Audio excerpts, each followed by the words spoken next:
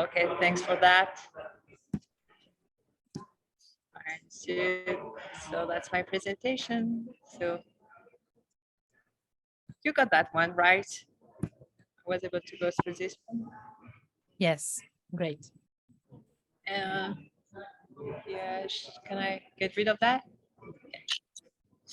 So yeah, for those of you who don't know me, I'm Lucie Cocampo. I'm a senior engineer at IFREMER, and my job is to coordinate ocean observing systems. So basically, I set up and participate in the governance of observing systems from research infrastructures, national, European ones, to citizen science program.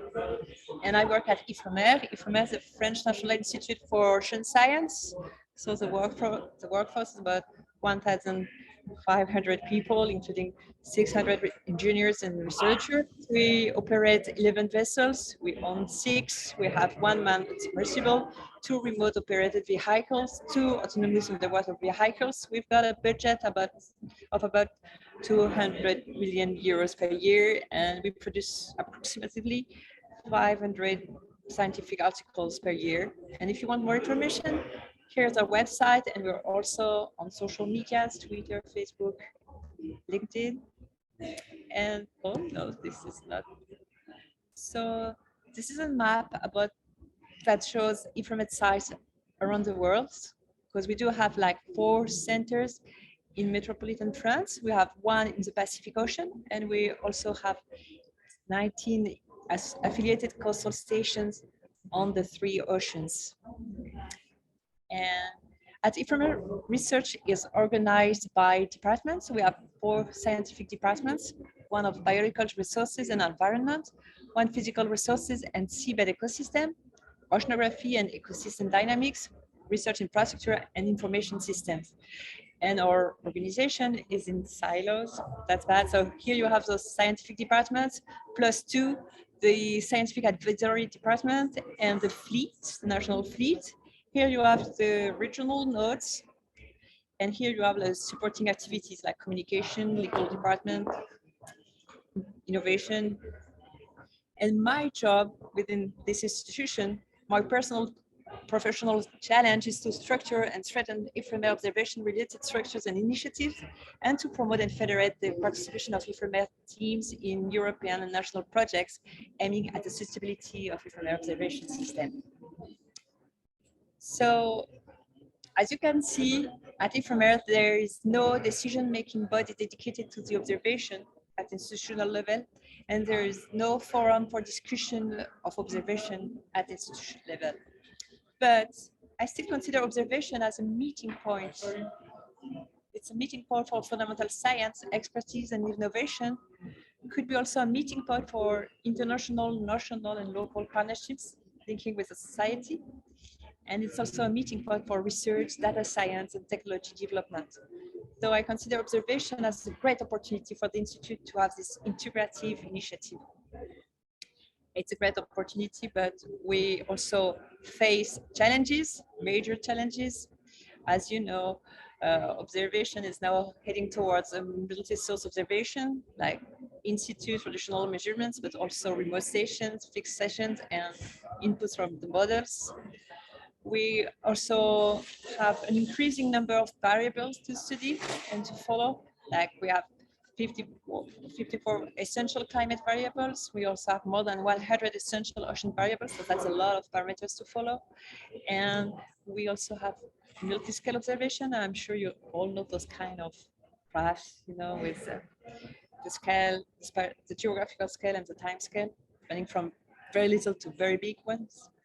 And we are also heading towards a multi-actor observation, meaning like not only professional can observe, but also citizen science program, and maybe sometimes we deal with commercial activities.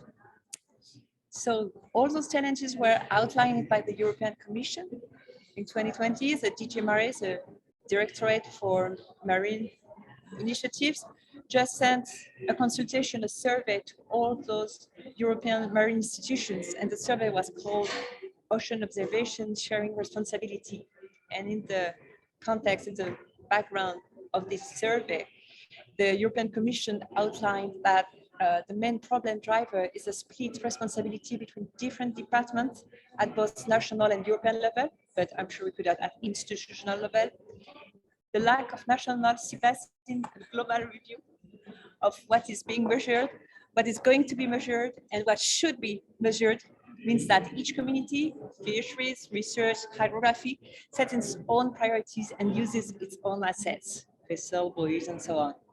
And there are a number of research infrastructure consortia supported partly by the European Commission, partly by the member states, that coordinate different national contributions, but there is no coordination between the different consortia. So yeah, major challenges outlined by the European Commission. So in order to be proactive in this context, we started to have internal consideration on a new way of thinking and practicing observation within Inframer at the institutional level, but also with our partners. So it started as a think tank, and we said that the next generation of observer, the observation 2.0, should be resolutely innovative, going beyond the observation monitoring division, connected with community, producer, users, both, cross-cutting to the institute discipline, transdisciplinarity, and a source a think tank to address the upcoming challenges. So to give you a timeline, we started to produce a report to document the situation. We issued a note to our headquarters. Then we had a meeting with the directors seeking approval and political awareness of this issue. Then we built a small team for internal brainstorming. And then we built a community of interest. We had a lot of formal and informal meetings with Inframer teams, labs, departments to raise awareness to our colleagues. And the upcoming last step will be to give an impulse with a federative event. And so I just wanted to provide you some details of what we presented to our teams and what we've come up with this group. So we encourage the creation of an observation and monitoring steering committee, and also the creation of a cross-cutting scientific and technical animation around observation. So this committee, the steering committee, will be, his composition will be like the observation and monitoring network managers and representation of directorates and programs, including data management programs. And the role of this committee would be to propose changes in the monitoring and observation under this scientific guidance of AFME in the national and European context, to develop synergies between the different networks and identify bottlenecks at the Inframer level, and to move towards an integrative and coherent approach to observe within all the units and laboratories of the Institute. On the other part, the animation will be, well, it will address all the colleagues, all the people working at Inframer, networks operator, researcher, using observation networks, engineers that developing tools, including the data part of it, data management. And the role of this animation would be to create links and give shape to a community of interest around observation, to foster an agile and proactive approach to observation and to the challenges of tomorrow. And also, it will also help to know and make known what we've been doing in the different Inframer observation net projects and networks, and it will encourage the emergence of ideas and projects to progress in the sharing of practices. So yeah, that part could be a top-down approach, and this is cooperation, and that would be a community-based approach, a bottom-up approach.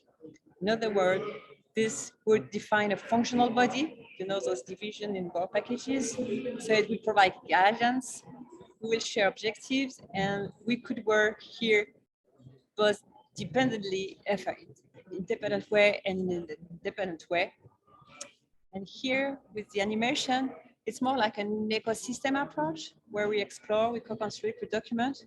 We don't share objectives, but vision and values, and we're like interdependent. This is cooperation in the literature, and this is collaboration. There's a distinction between the two.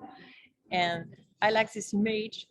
It's like to learn more about the difference between cooperation and collaboration. You could imagine that the main goal is to create a forest, trees, And in the cooperation system, you divide the work in small pieces. So you just make small part of the tree. Whereas in the collaboration, everybody gets to build his own vision, his own tree. So that's just two ways to achieve the same goal. And the two are interesting, the bottom-up and the top-down approach. So when you've got this top-down approach, you've got a rational organization of work, and it's sometimes very useful, but sometimes it's like it doesn't foster empathy, enthusiasm. It's more about individualism because you're doing your own task within a big project. And here it's more like a think tank. So you exchange ideas, you get excited and stuff. So the best way to do it is to combine the two approaches. So in order to have more questions to address, more creativity, and an inclusive approach. So that's what we try to do, to define, to develop, and we're also working on the interaction between the two.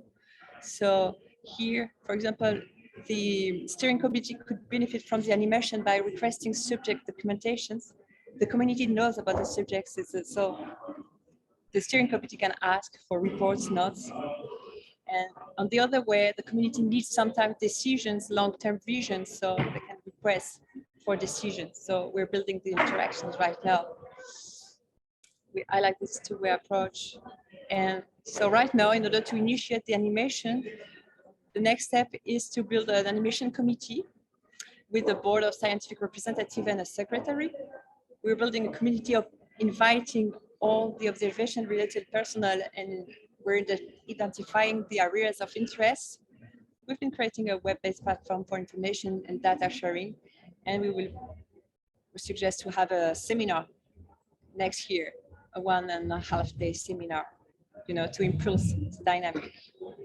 And I think that's it. Thank you very much. Thank you very much, Lucy, for this presentation. Actually, it is very interesting to see that at your level, at the IFREMER level, you arrive at the same conclusion than what I've seen in the literature on the integrated water resource management or integrated coastal zone management, that you need both management approaches, but what it is still an open question is how to combine these two approaches, how to combine top-down and bottom-up approach, because we need both. And it is still an open question. Yeah, there's a mutual need for both. Well, I do have a question. I have two questions.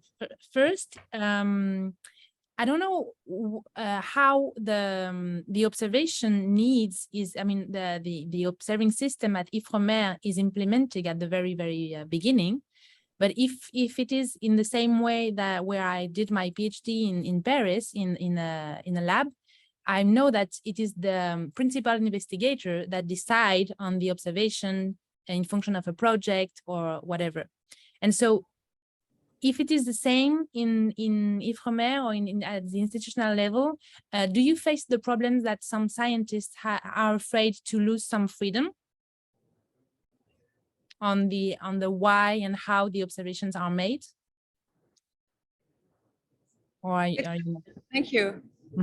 Well, I think we tend to have a very bottom-up, a very top-down approach at IFREMER. We don't have those PIs who can have their own teams. It's like an institutional decision to go this way or this way. So this may sound pretty bad, but we don't have this freedom to do. Okay. Right now. Well, this is an advantage because you don't have to face this problem that I believe in other kind of life they would face, is that they would, I mean, it's not freedom, but if you have to be aligned, of course. Okay, but so yeah, but it's gonna be challenging though, because it's a cultural shift in our organization. People used to listen to the board and stuff, and now we try to have this community-based initiative. So yeah, it's challenging though. Okay. And so my second question was about the 1.5 day seminars. Is that what I have seen in all the subject of coordination and collaboration is if for continuous communication, continuous. And so don't you think it's too little? I mean, don't you think it's did you have the did you discuss this idea to have maybe a monthly meeting, or maybe shorter but more often? Yeah, we're thinking about these social web-based platforms.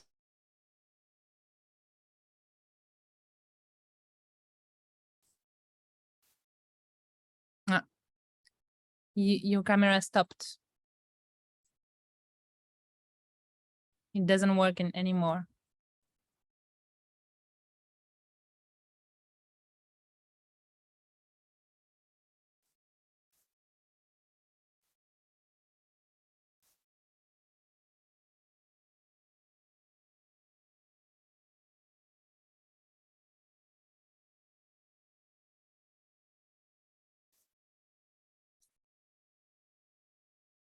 Hello, I'm back again.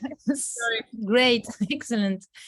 Okay, so yeah, what I was saying is like we plan to have those web-based tools to have interaction on a daily basis, but we also felt like we need an impulse, and it has been documented in the literature as well, that you need some momentum and energy for this initiative.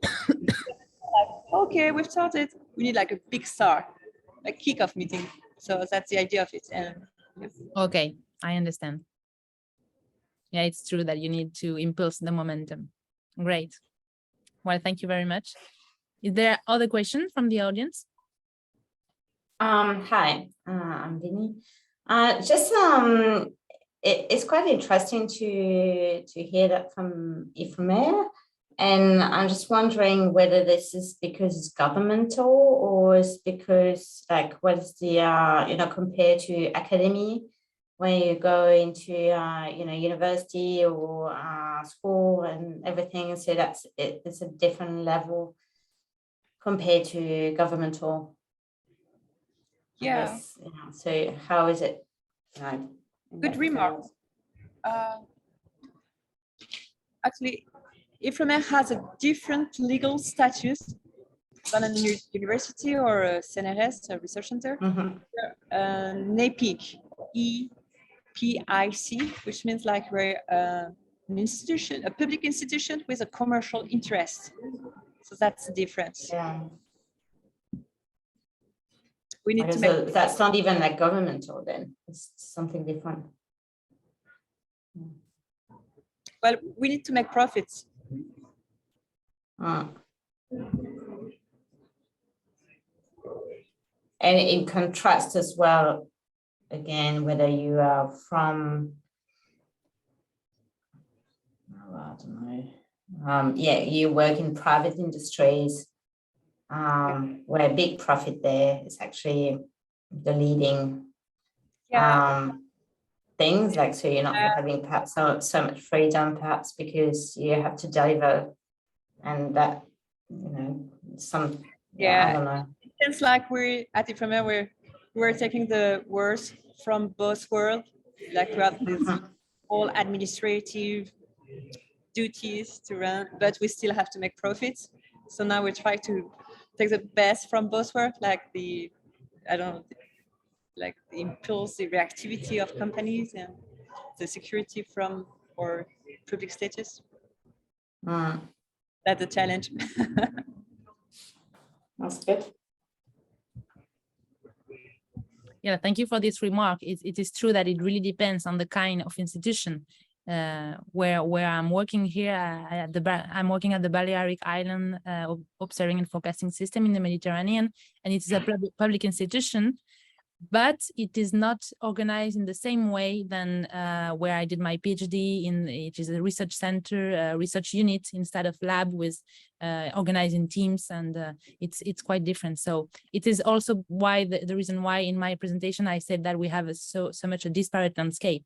So when you have a disparate landscape, it's because you can have many actors outside the academic community, but also inside the academic community you have very different kind of institutions. And Ifremer is a good example of original institutions.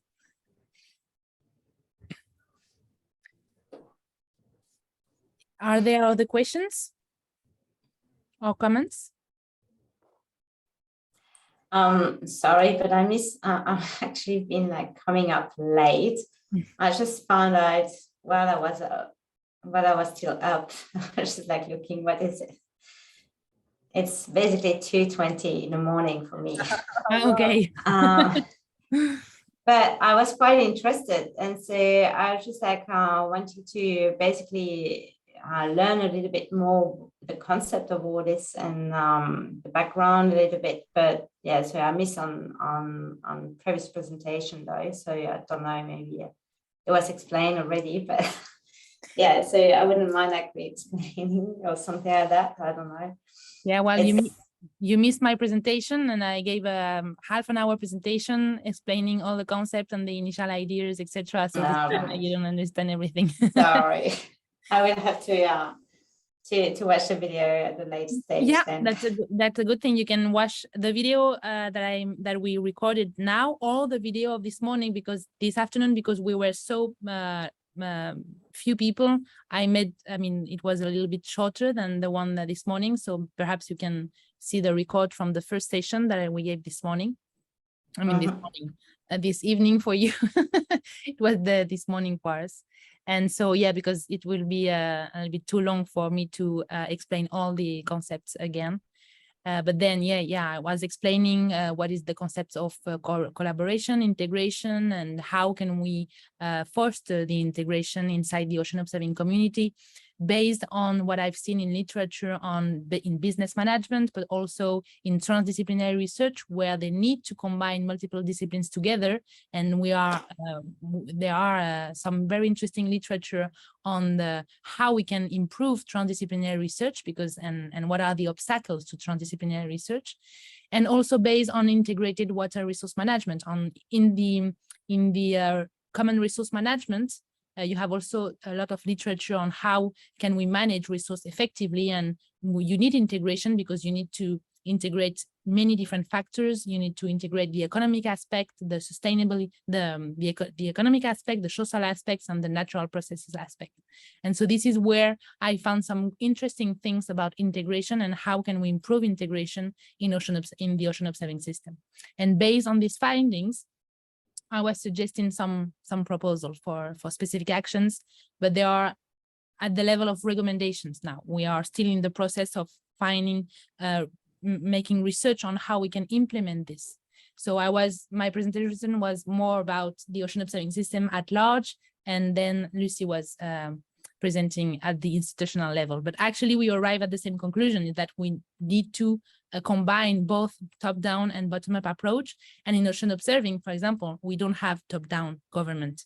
So one of the idea will be to find a way to organize the ocean observing system as a whole, as a community, because we are talking about community, but actually the community is so diverse and is so disconnected that actually it is complicated to talk about the community. So this was the idea of my presentation, to give some inputs on this. But in terms of the ocean observing system, it's all like basically led by the GOOS system. And then after that, you have, a subsystem that is on a national level or regional level. And then, there's a need definitely for more communication, but there's a need as well, like perhaps for sharing between those different types of community. But also kind of a more straightforward, sustainable way of funding that will lead to removing those barriers about communication.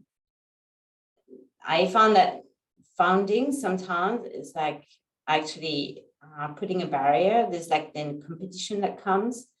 And in this field, we would like to avoid this competition and more like bringing everyone together and work together instead of having like to compete for funding, which is understandable though, because that's just how the system is. Especially from what I heard from Europe, it's just like a bit hectic there. because it's from the European level, but then you have on a national level from each different countries. And yeah, so there's big challenges in that regards. And yeah, so it's trying to bring up communities together. And yeah, but I think that the system of competition and funding and this scheme needs to move to a new, in terms of a new way. And perhaps having, I don't know, but I found your schematic very interesting, Lucy, in terms of having those two different types together, but like making sure that they are well balanced, I guess. Yeah, having balance. Yeah, well, I have two comments on what you said. Is that first about Goose? It is true that Goose has some, we could say that, I mean, no, we can't say that it has leadership, but it has somehow the ocean observing system is organized through the global ocean observing system. But again, this is the problem, is that it is not a central authority. So it is not a top-down approach. Goose is also made from a bottom-up approach. So it doesn't have leadership, it doesn't have a central authority, it doesn't have a top-down management approach, because we are not used to this. It is also driven by bottom-up, by community-based, it is community-based managed. So this is also something that, I mean, it has some, in some way, a top-down level, because with the EOVs, etc. So it helps to have a certain alignment in the ocean observing system at large, but it lacks a strong leadership. So it's not the same if you look at the meteorological system, where you have WMO, who is definitely with strong leadership and with strong top-down management system. And second, the point of funding is very, very important. And in my presentation, I was saying that you have some example in the history of what we call collective impact organization, is when different entities decide to do a collective organization, because they know that when you have a complex social problems to resolve, one single entity won't be able to solve it alone. And so when they understand this, they decide, and we have some few examples in the world that works, where a core group of community leaders decide to join and to make a collective impact. And this is only possible if you have funders that are convinced that they need to fund this cross-sector coordination. And I think this is a very good point you made, is that we need to find, I think one of the first step, maybe, I mean, everything has to be done in parallel, but one of the big challenge is that we need to move from funders thinking that the ocean integration and for example, the creation of the digital twin of the ocean won't come just from one single breakthrough, one single technical innovation. It will come through the global alignment of all the parts of the system. But for this, you need time and you need human resources. And this in general, we lack this human and time resources and financial resources. And when we also need more observation, because the ocean is under-observed. And so perhaps during the UN decade, because you have a strong philanthropy, philanthropic organizations are willing to participate in this UN decade challenge. Perhaps this is one of my ideas. Perhaps this is something where we should take the advantage, is to convince them, to make them see that what we are lacking in ocean science is actually funding for coordination. Because at the institutional level, for example, what I'm saying is that when you need to do coordination, you are not, I don't have time, because there are something that is important. Nobody has time for this. So we are all running for other things. And yeah, it is a really good point, is the financial aspects. Well, and that's a thing in terms of time. Nobody has time, but if you join time that we don't have time together, we may have that time. You know what I mean? Like maybe you have 5 minutes for this, I have 5 minutes for that, and so on. So it's, and as you say, it's the lack of capacity person, and so that needs to be built up as well. Yeah, it's quite challenging because it's really going from an individual to community. Mm. And I mean, in terms of individual, and that's, you know, just a schematic there, but Yeah. just like going from Yeah. one to, and there's a lot of things that are also have to be careful with, things that are double mated, like if it's something that is, you know, maybe someone is doing this there, but we have no idea, so that's why we need to share actually what we're doing more and more. But and this one is actually perhaps doing the same thing, and so they're both actually, you know, working on the same thing instead of like joining together, and like, you know, they would go faster. Yeah. In the end, so.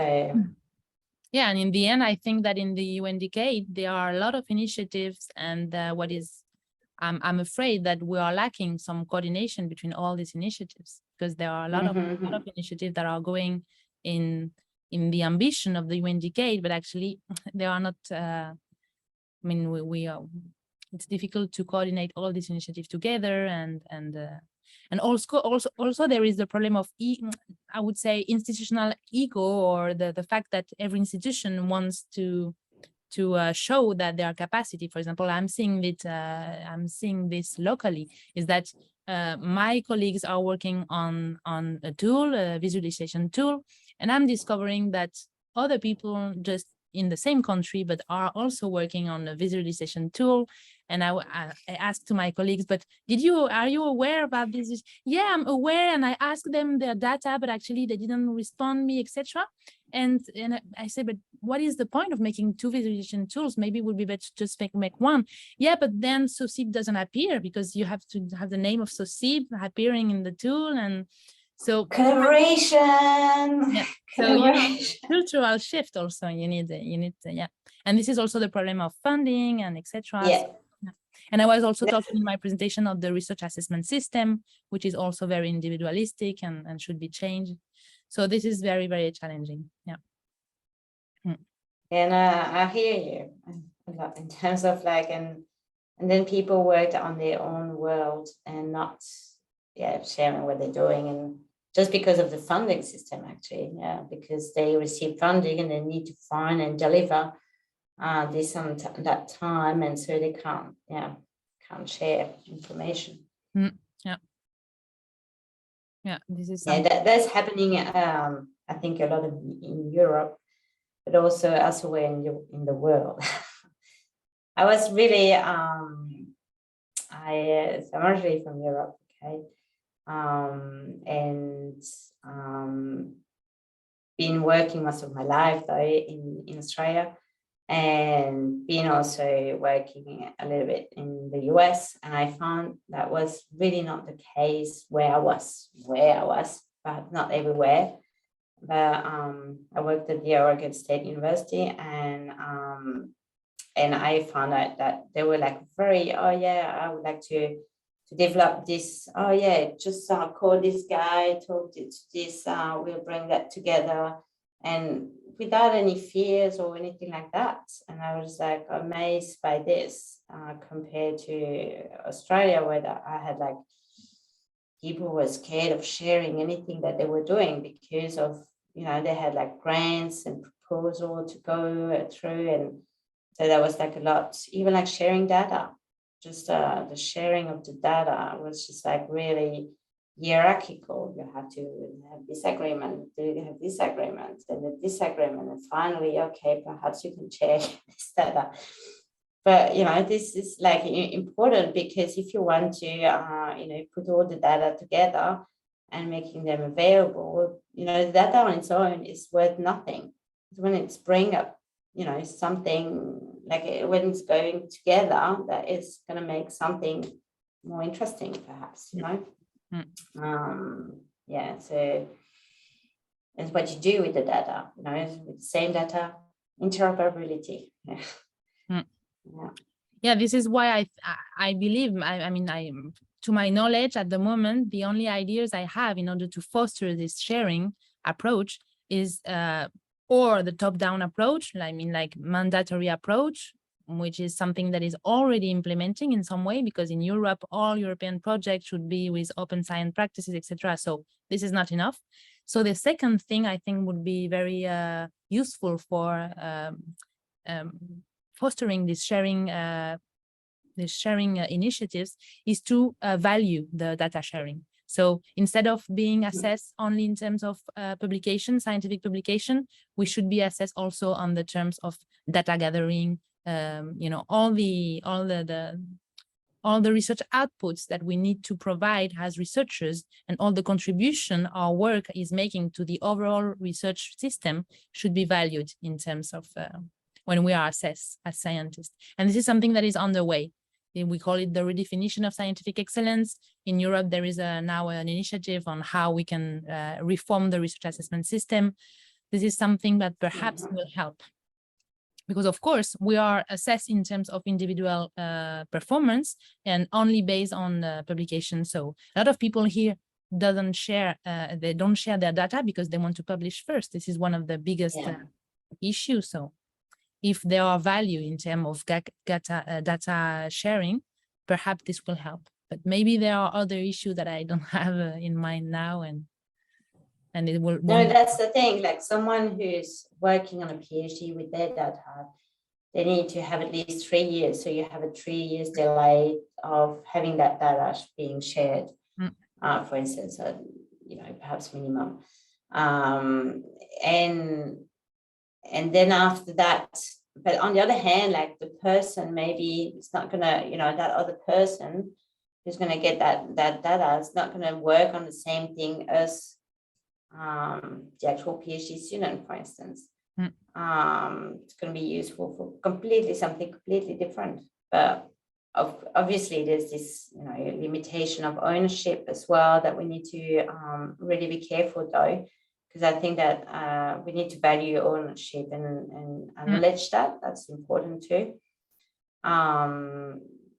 But yeah.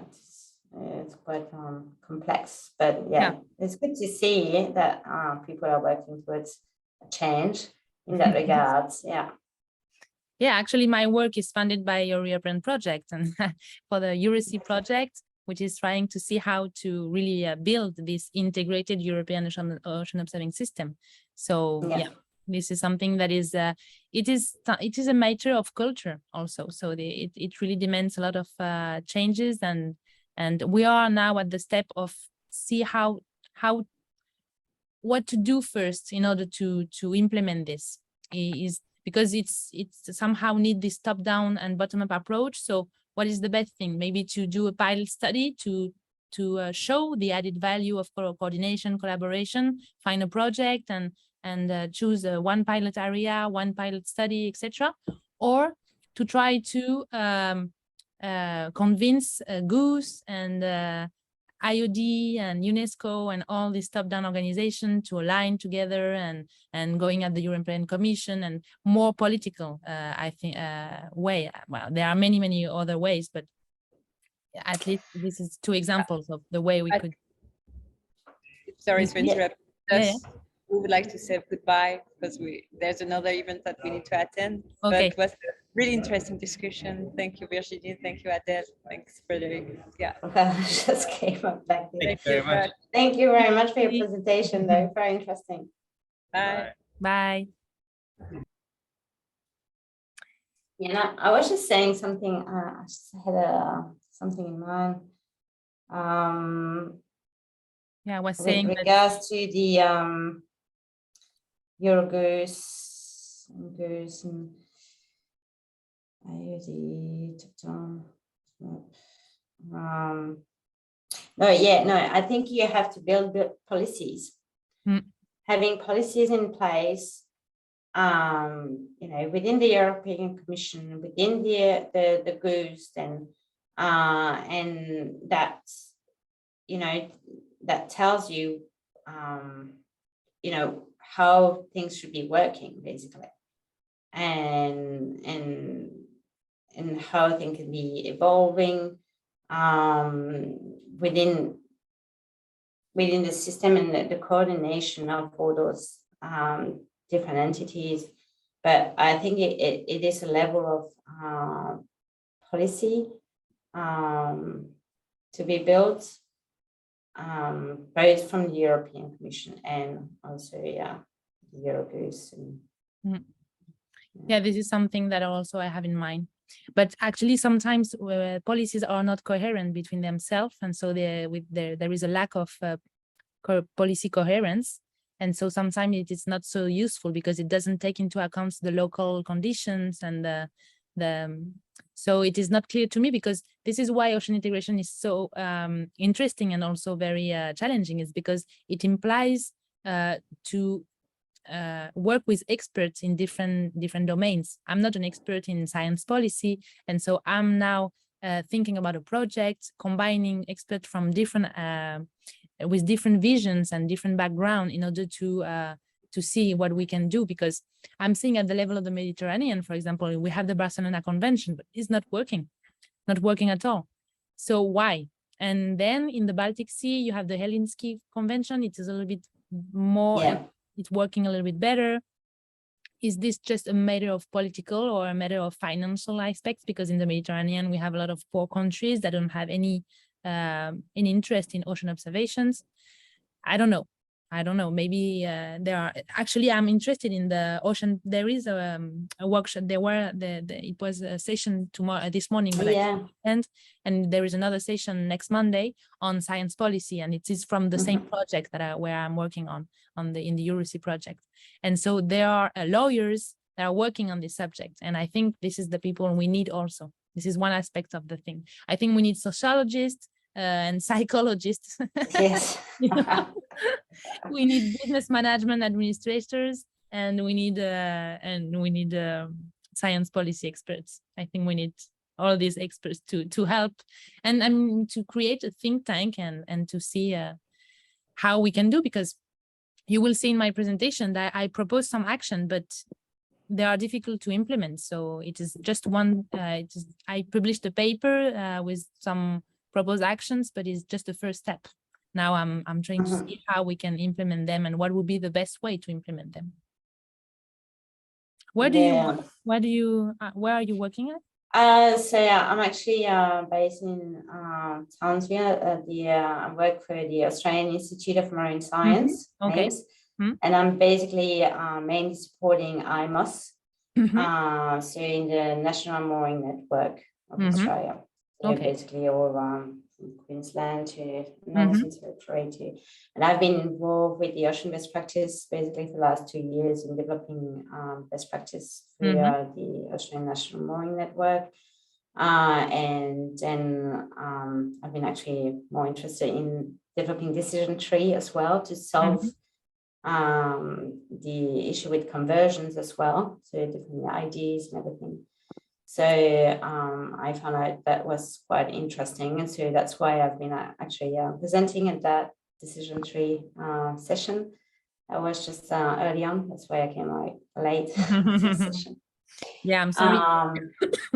And that's why I'm still up as well. I'm also in bed by now, but yeah. So and I've been actually I don't know. You would know then Ana Lara Lopez. Yes. Yes. Yeah. So she was like before within IMOS, and she left for Eurogroups. And yeah, so I've been kind of like getting to know a little bit in terms of European system. Although I've been in and out and hearing things from friends or colleagues from Europe, basically what's happening in Europe. And basically, as I'm from Belgium originally, I've been always like keeping an eye on what's going on in Europe, basically. Yeah. Yeah, what I've been like since I've been working in Australia. I did my PhD in Australia, in South Australia, and I've been basically working most of my time in Australia and always been involved with IMOS. Okay. Well, in my paper, actually, when I was working on when I was studying this aspect of ocean integration, I was always shown IMOS as an example of ocean integration. Because I think because it's one country, one ministry, it's a little bit more top down. It's much easier. Yeah, it's very straightforward. Yeah, it's a national scale. It's not international scale really. And so that's much straightforward. It But has, you know, the thing is that it's a big country, so we do, you know, I've been like actually start being involved with IMOS in South Australia. And then I moved and I worked in New South Wales, which is a different state. And there I've been like seeing how things are going in New South Wales in terms of IMOS. And I saw definitely the difference already, you know, in terms of what they were doing. And then I moved to Queensland and I could see how different it is again. So, but you know, there's more and more proactivity in terms of like trying to be more standardized and trying to work as a community. It's not easy, but I mean, we're a good community in terms of communication though. We reach out, we have those workshops and where we reach out and everything. So yeah, and we work the good. I've been interested by IMOS for a long time. It's just like because it's a concept, and it's the concept of perhaps goose. It's just because it brings community to work together for the same goal. So this ocean observing system to deliver data that will be useful for a lot of variation, different topic, different issues, different challenge that we are facing with this, you know, perhaps climate change, but also other things that we would be interested as a researcher in oceanography. So that's why it's really like a community building that is there and working together, and that's the reason why I like this compared to actually having, you know, to do research on your own in a lab on an institution. I just like the interaction and working I've been always like, yeah, working as a you know, having a multidisciplinary approach there as well. So I'm kind of being like more flexible. I'm not specific to anything. I'm just like more flexible in that regards. Yeah. Well, yeah, the same for me. I agree with what you said. Yeah, but I actually, Michelle Lepel is one of my co-authors of the paper on ocean integration. Yeah. And I was trying, because it's like my director, she's so busy, so it's complicated to have discussion with her. But I was trying to see, because she agreed with me on the fact that even if IMOS, I think she agreed, because actually we didn't have a discussion face to face.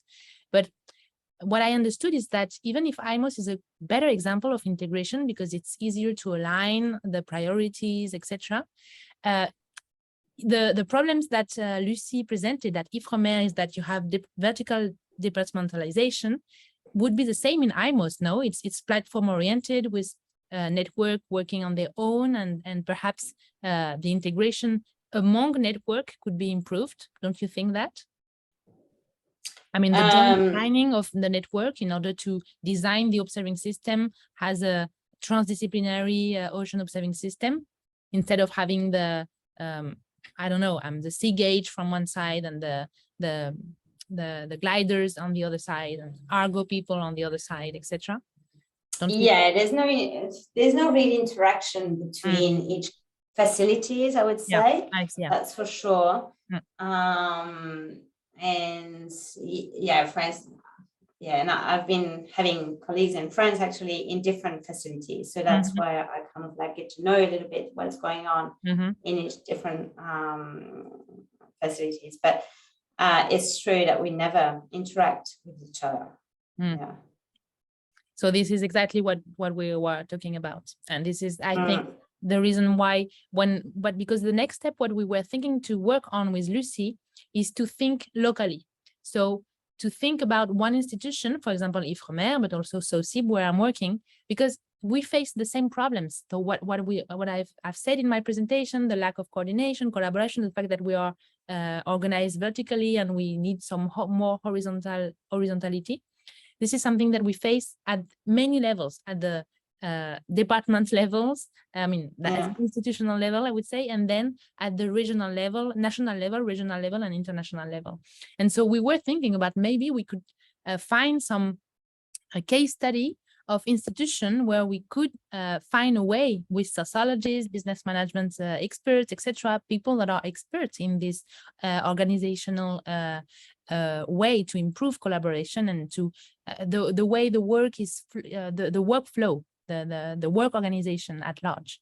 And I think IMOS could be also, I mean, in Australia, there could be an initiative in this aspect on how, I mean, they should be an added value of integration.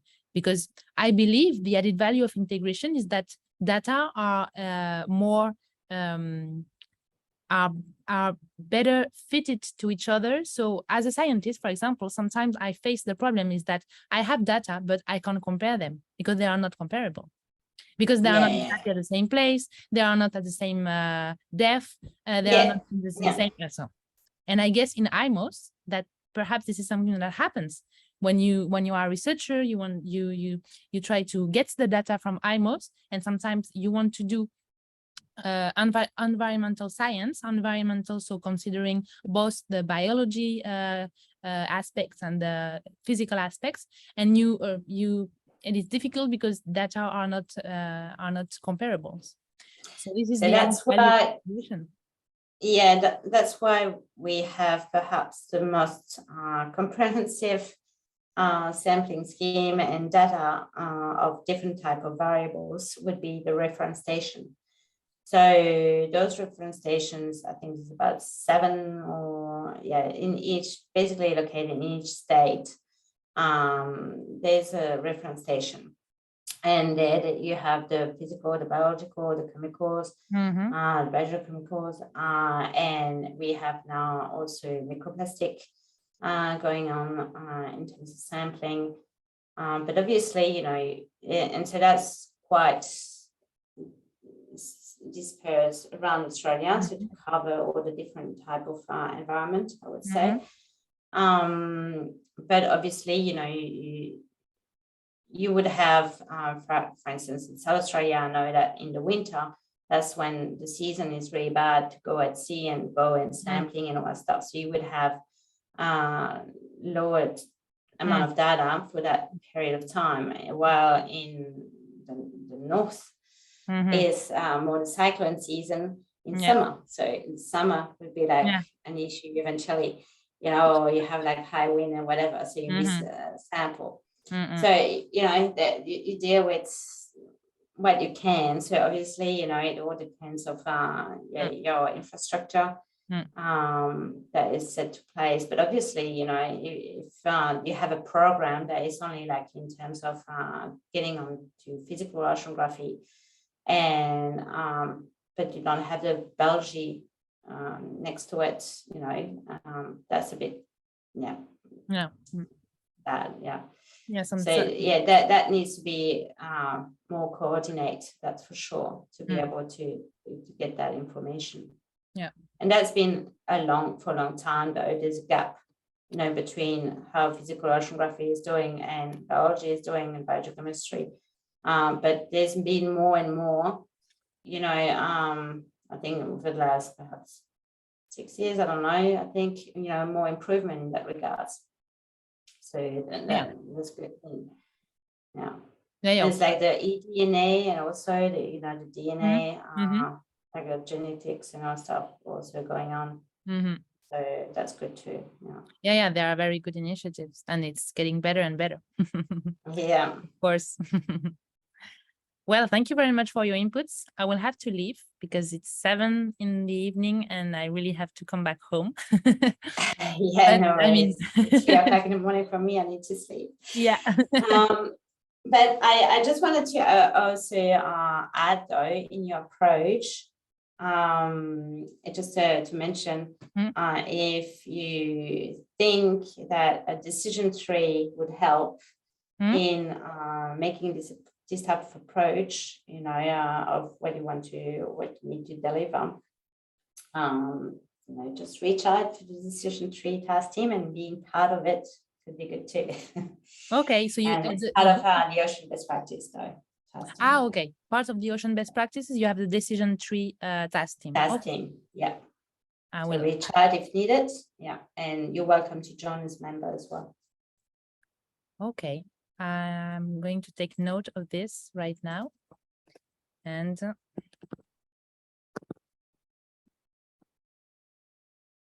I will look at this.